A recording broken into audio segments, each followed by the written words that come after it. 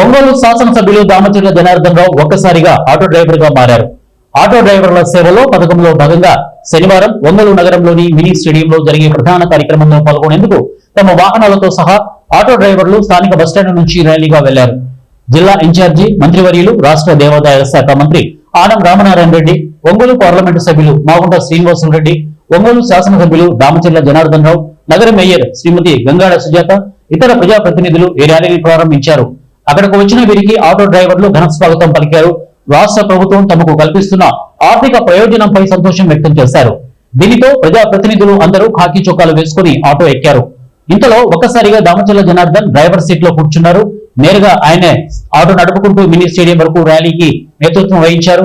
MLA నడుపుతున్న ఆటోలో మంత్రి, ఎంపీ, మేయర్ కూర్చొని ఈ ర్యాలీకి మరింత శోభ తెచ్చారు.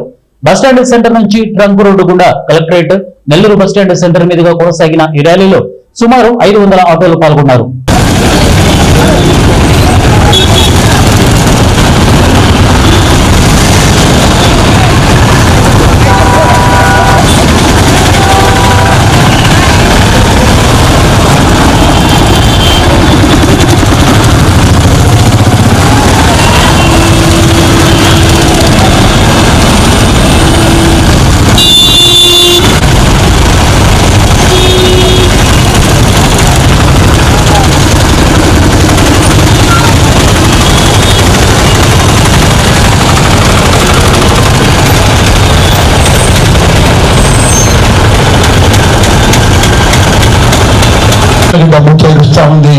జిల్లాకు సంబంధించినటువంటి 11,356 మంది లబ్ధిదారులకు 2025-26 డబ్బు పడిపోయింది.